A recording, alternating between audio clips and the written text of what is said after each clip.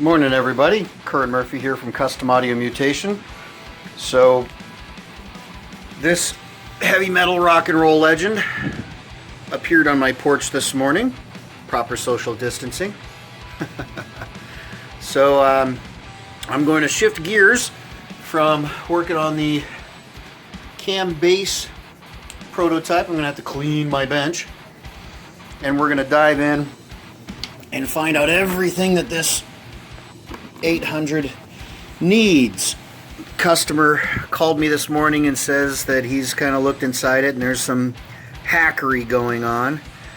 I already see original LCR caps that are, I'm sure, way past their prime.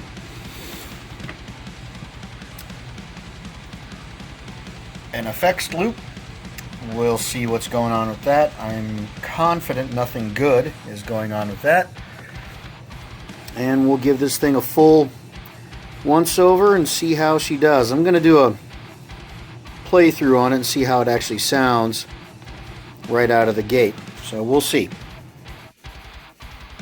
So the bench is clean and the 800 is up on top. One of the first things I like to do whenever a strange new amp comes in is to double check, make sure the correct fuses are in the amplifier. That this customer, this client, just bought this amp from Michigan, and obviously he's disappointed in the condition that it's in, which is not unreasonable. I mean, it is a JCM800. And they have been around since, what, the 80s, I suppose. And there could be all kinds of adventures, internal as well as external, overrated fuses just to keep the fucker running, so that when the new owner gets it and it opens up out of the box and it powers up and works, that's great. Of course, what the heck? Pretty schmutzy there, kids. Oh, well, I'm surprised this damn thing even worked. So that's the heater fuse, just literally fell apart. So there might be deeper issues with this, or that's the high tension, sorry. HT, I just instantly think heater. So there could be more issues with this, which could be related to the caps, it could be related to tubes. So we're going to find out what's going on next, kids. Alright, got the proper HT fuse in. I've got a speaker load, and I have it wired into my light bulb limiter, just in case there's a catastrophic failure that I don't know about. And I've got my, it's running through my Variac, and just regulating the voltage at 120 volts AC coming out of the wall, because that's what you should see. So we're ready to power up. And the light bulb limiter does suck off voltage, so that's why that light is so dim. This is really just to see if I have any shorts anywhere in the power.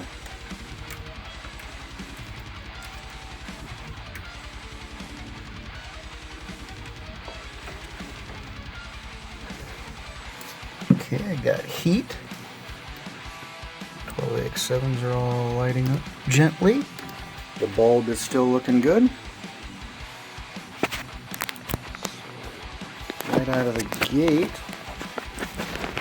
the concern is I'm not hearing any hiss or noise.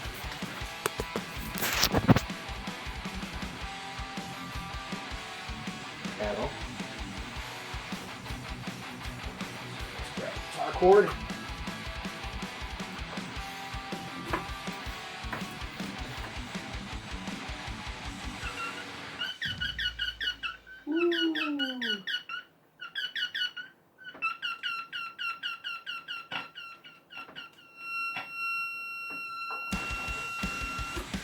That's just plugging straight into the input cap, kids.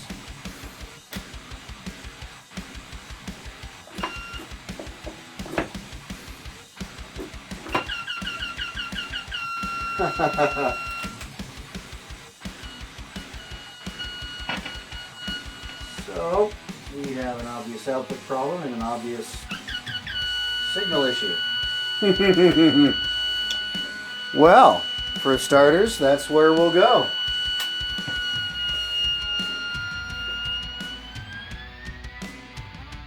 Stay tuned, kids.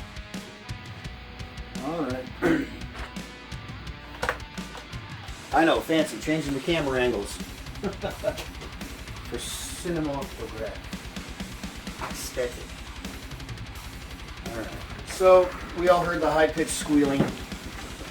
Could be a couple of different things. I'm not even going to bother swapping out tubes or anything until I get this booger out of her prism. There we go. Much better.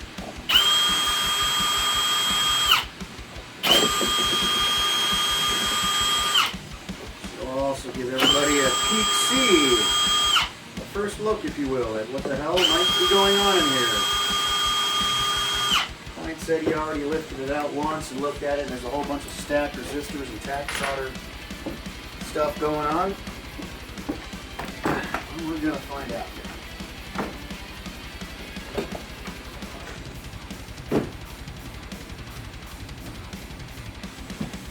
Oh boy. Oh. Alright. So for anybody that cares, there have been some modifications done to this amplifier. So that's different. That's not factory. This mess right here ain't factory. This isn't factory, and most assuredly this hack doodlery right here ain't fucking factory. Also, the presence cap isn't factory either.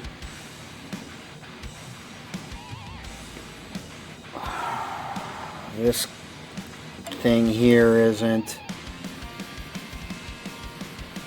So anyway, oh, that's not. You guys are getting first look just like I am.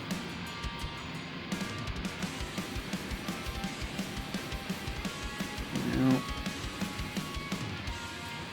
yeah. Das ist nicht gut. Well, oh. Looks like there's some chicanery going on here. Well, I've already spoken with the client a little bit. Ooh, that's not stock either. Man, good lord. I already spoke with the client. What I'm going to do right out of the gate is I'm going to get it back to stock, make sure all these values, that these caps are all clean and working and that they're correct. I'm not really sure why they would replace them unless they were leaking DC or something like that, which can happen. It's possible.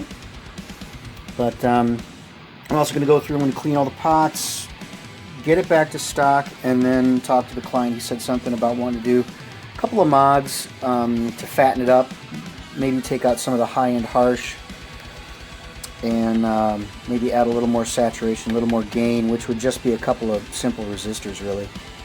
But yeah, since it's already been violated in several ways, you know, worrying about vintage this, that, or the other, and these bias caps aren't original either, and they're just, look like they're almost just tacked in, and they're bulging and bleeding.